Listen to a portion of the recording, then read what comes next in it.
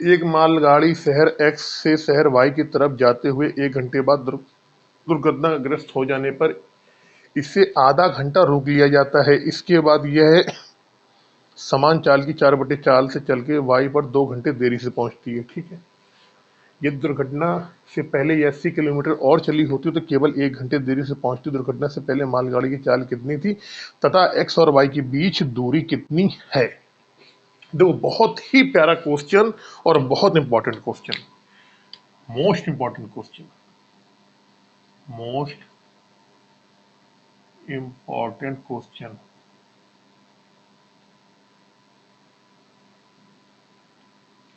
देखो देखो, एक बात बताओ मुझे आप, एक काम करते हैं, इस क्वेश्चन को सरल करने के लिए आप एक काम करो, जो दुर्घटना के बाद ये आधे घंटा रुकती है ना, तो हमने कहा एक काम करते हैं कि हम इसको आधे घंटे नहीं रोकते हैं।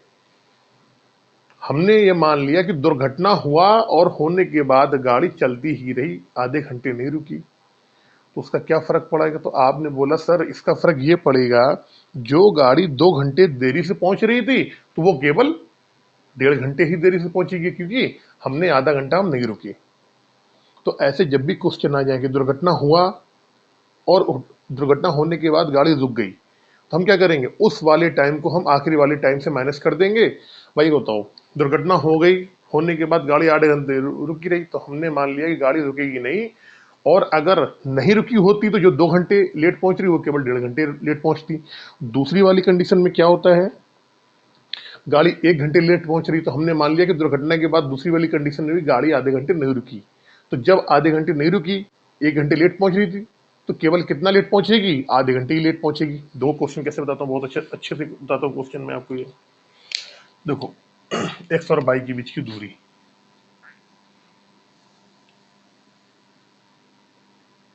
ये एक्स है, ये वाई है।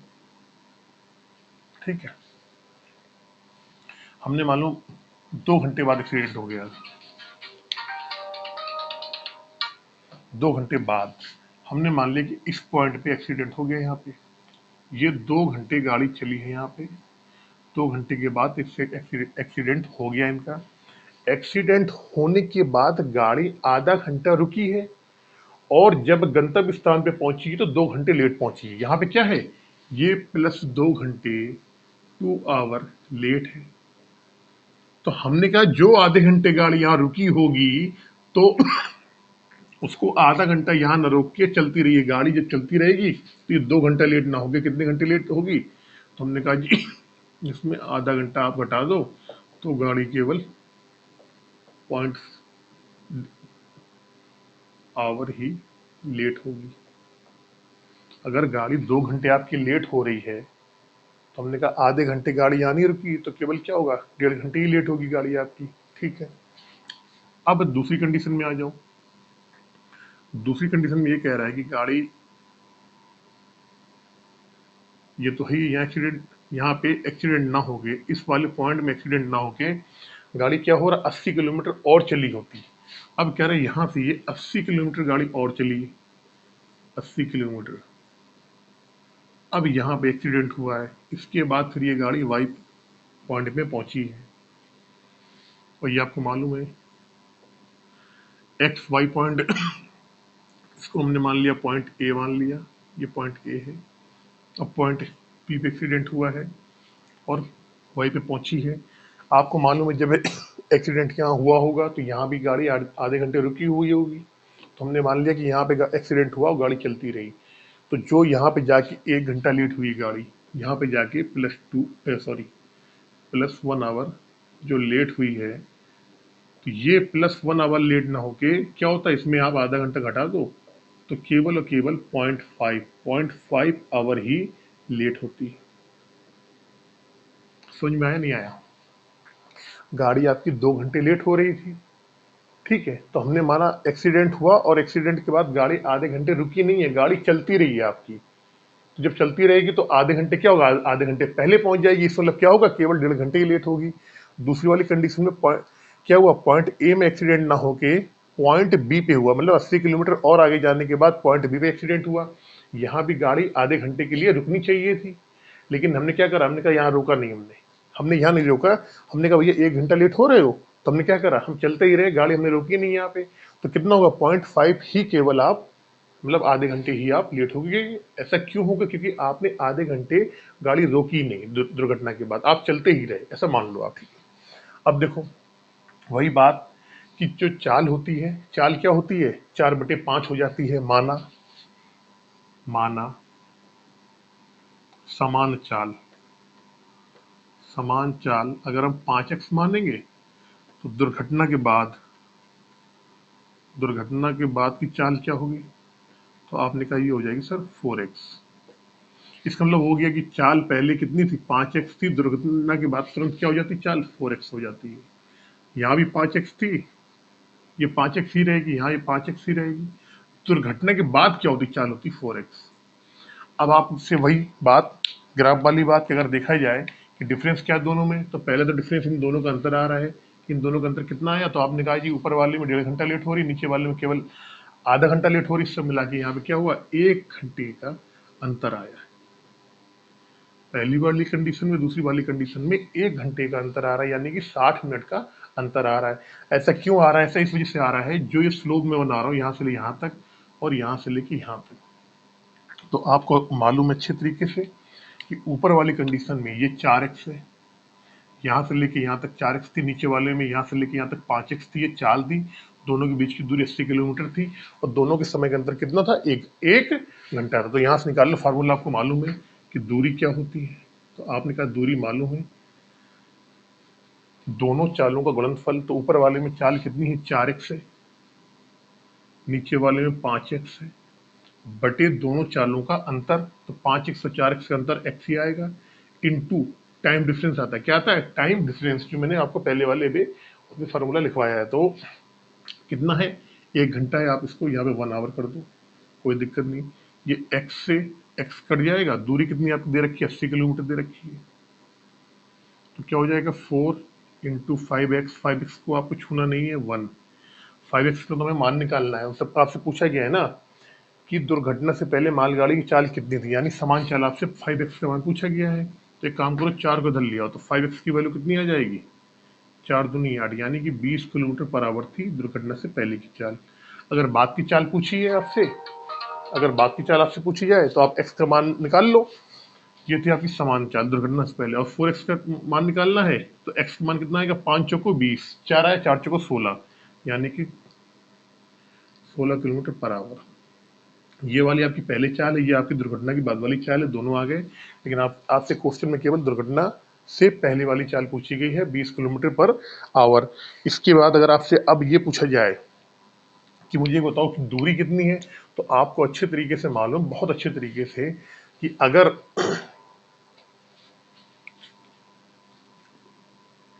80 किलोमीटर गाड़ी और आगे जाती है, समझना मेरी बात बहुत गौर से, अगर 80 किलोमीटर गाड़ी और आगे जाती है तो इसका मतलब क्या हो गया, इसका मतलब ये हो गया कि ये गाड़ी जो है, चाहे यहाँ से निकाल लो आप तब भी 1 घंटा आएगा, और यहाँ से निकालने में भी 1 घंटा ही डिफरेंस आ रहा है दोनों कंडीशन में।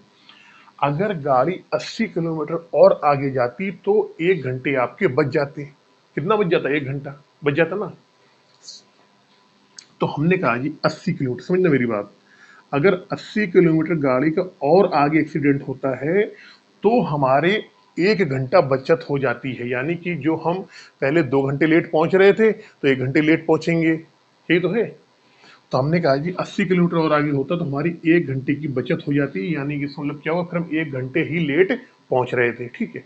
तो हमने कहा एक काम करते हैं, इस गाड़ी का एक्सीडेंट पॉइंट ए में न करवा के पहली वाली कंडीशन में हम इसको यहाँ से ले जाके एक डेस्टिनेशन पॉइंट बी पे हम मान लेते हैं कि गाड़ी का एक्सीडेंट पॉइंट वाई पे हुआ है। तो ऐसा कब होगा, ऐसा कब होगा, जब आप 2 घंटे जो लेट हो रहे हो वो 2 घंटे आप लेट ना हो। तो हमने कहा 1 घंटा जब लेट होते हैं तो गाड़ी को 80 किलोमीटर जब हम आगे बढ़ाते हैं तो 1 घंटा कवर हो जाता है। 2 घंटा कवर करने के लिए सॉरी 2 गुना कर दो यहाँ पे, 2 घंटे के लिए क्या हो जाएगा, गाड़ी को 160 किलोमीटर और आगे चलना पड़ेगा। भाई 2 घंटे अगर आपको बचाना है, पहली वाली कंडीशन में जो 2 घंटे आप लेट हो रहे थे, अगर आपको ये बचाना है तो आपको 160 किलोमीटर गाड़ी और आगे चलानी पड़ेगी। लेकिन एक चीज और एक चीज और इसमें, आपने क्या कहा ट्विस्ट क्या है, ट्विस्ट इसमें ये है, एक्चुअल में अगर देखा जाए, एक्चुअल में हम देखेंगे तो हमें मालूम है कि गाड़ी यहाँ पे क्या हुआ, आधे घंटे यहाँ रुकी हुई थी गाड़ी। इसका मतलब क्या है, हमें निकालना पड़ेगा 1.5 घंटे का टाइम। क्या निकालना पड़ेगा, हमको 1.5 घंटे का ही टाइम निकालना पड़ेगा। तो आप क्या करो, यहाँ पे 1.5 का टाइम को यहाँ पे गुणा करो 1.5 का, कि जो ये 1.5 घंटे गाड़ी लेट हो रही है ना, जो ये गाड़ी 1.5 घंटे यहाँ पे लेट हो रही है, उसको कैसे निकालेंगे, 1.5 का आप गुणा करोगे तो कितना आएगा, 1.5 आवर, 15 ठीक 120, 120 किलोमीटर। इसका मतलब ये हो गया कि अगर वाकई में गाड़ी का एक्सीडेंट यहाँ पे ना होके पॉइंट बी में होता तो हम 120 किलोमीटर गाड़ी को आगे ले जा सकते थे, और हमारा क्या होता, ये जो 1.5 घंटा हम लेट हो रहे हैं एक्चुअली में, कि हमारा एक्सीडेंट यहीं पे होता डायरेक्टली। अब 1.5 घंटा समझ में आ रहा है क्यों मैंने 1.5 घंटा निकाला, पहले मैंने 2 निकाला था यहाँ पे, अब मैंने 1.5 घंटा निकाला, वो इस वजह से कि एक्सीडेंट हो जाने के बाद गाड़ी यहाँ पे आधे घंटे रुकी हुई है। तो हमने मान लिया कि एक्सीडेंट होने के बाद गाड़ी यहाँ नहीं रुकी है। एक्सीडेंट जब आपका डेस्टिनेशन पे हुआ, आपके गंतव्य स्थान पे हुआ, तो वहीं गाड़ी रुकी होगी, और जब वहीं पे गाड़ी रुक गई तो आप लेट हुए ही नहीं है, तभी हमने यहाँ पे 1.5 घंटे का निकाला है। तो हमें मालूम पड़ गया कि गाड़ी को अगर 120 किलोमीटर और आगे जाके यहाँ पे अगर इस डेस्टिनेशन पे गाड़ी का एक्सीडेंट होता तो गाड़ी बिल्कुल भी लेट नहीं होती, गाड़ी बिल्कुल अपने जो उसका फिक्स टाइम है, फिक्स टाइम पे गाड़ी वहाँ पे पहुंच जाती। ठीक है, तो यहाँ से लेके यहाँ तक की दूरी कितनी हो गई, 120 हो गई। आपको मालूम है कि पॉइंट एक्स से पॉइंट ए तक कितने घंटे में गाड़ी आई थी, 2 घंटे में आई थी। तब उस गाड़ी का एक्सीडेंट नहीं हुआ था, यानी समान चाल से आई थी। समान चाल कितनी इसकी, 20 किलोमीटर। तो हमने कहा कि 1 घंटे में 20 किलोमीटर, 2 घंटे में कितना, 40 किलोमीटर। तो 40 किलोमीटर ये हो गया, 120 किलोमीटर ये हो गया, सब मिला के आप जोड़ तो 40 प्लस 120 कितना हो जाएगा, सब मिला के 160 किलोमीटर की दूरी क्या है, एक्स और वाई के बीच में क्या है दूरी, 160 किलोमीटर दूरी है। यही क्या हो जाएगा, आपका आंसर हो जाएगा।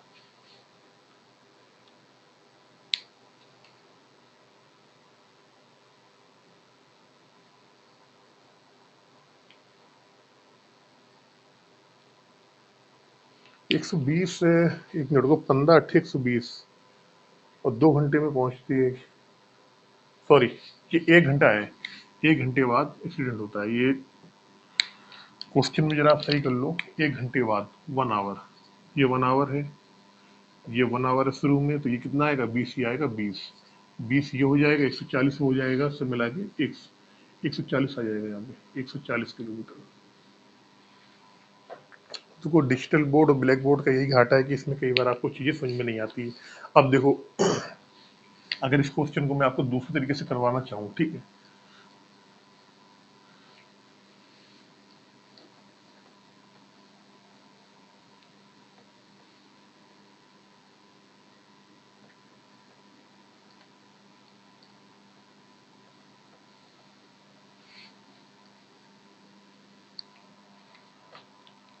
देखो, एक ये पॉइंट एक्स है, ये पॉइंट वाई है, एक पॉइंट ए से एक्स से एक गाड़ी चलती है, 1 घंटे बाद क्या होता है, यहाँ दुर्घटनाग्रस्त हो जाती है।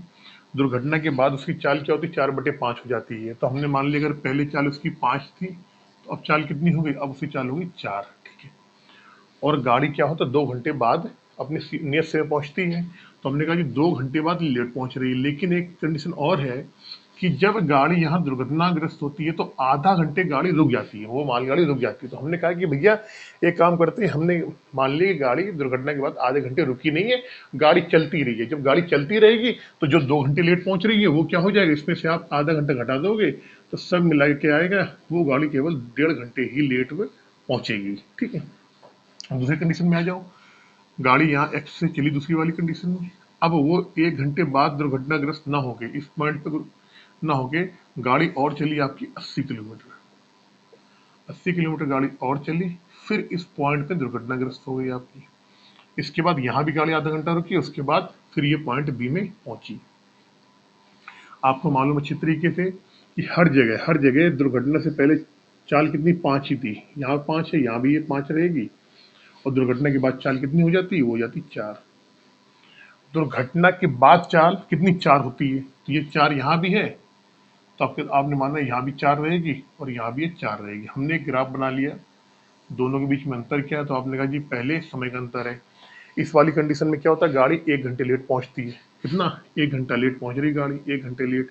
लेकिन आपको मालूम है कि दुर्घटना के बाद गाड़ी यहाँ पे आधे घंटा रुकी हुई है। अब अगर आधे घंटा गाड़ी यहाँ हमने मान लिया नहीं रुकी होती तो गाड़ी कितनी लेट पहुंचती? तो आपने कहा जी आधे घंटे अगर यहाँ पे गाड़ी नहीं रुकी होती तो गाड़ी क्या होती? इसमें से आप आधा घटा दो, यानी कि 0.5, यानी कि आधे घंटे ही लेट गाड़ी वहां पे पहुंचती। ठीक है। अब मैंने आपसे एक बात कहा, मुझे एक चीज बताओ आप, अंतर कहाँ है? तो आपने कहा ये अंतर पहले तो ये है कि सब मिला के 1 घंटे का अंतर आ रहा है। यहाँ पे दोनों कंडीशन में अंतर समय कितना आ रहा है? 1 घंटे का अंतर है। ऐसा क्यों आ रहा है? ऐसा इस वजह से हो रहा है कि यहाँ भी 80 किलोमीटर है नीचे और ऊपर भी 80 किलोमीटर है। लेकिन फर्क क्या है? ऊपर वाले में चाल 4 है, नीचे वाले में चाल कितनी है? 5 है। ठीक है। तो हमने यहां लिख लिया चाल, दुर्घटना वाली चाल लिख ली, दुर्घटना के बाद, और लिख लो अब दुर्घटना के पहले। दुर्घटना के पहले या समान चाल, बात एक ही है। दुर्घटना के पहले है या दुर्घटना के बाद है? तो दुर्घटना के बाद चाल कितनी? 4 है। दुर्घटना के बाद के पहले की चाल कितनी? 5 है। अब मुझे एक बात बताओ, दूरी सेम है? आपने कहा बिल्कुल सेम है। 80 किलोमीटर यहाँ है, 80 किलोमीटर ऊपर है। पहले वाली कंडीशन में 4 चाल है दुर्घटना के बाद, और नीचे वाली कंडीशन में दुर्घटना के बाद की चाल 5 है। तो समय क्या होगा?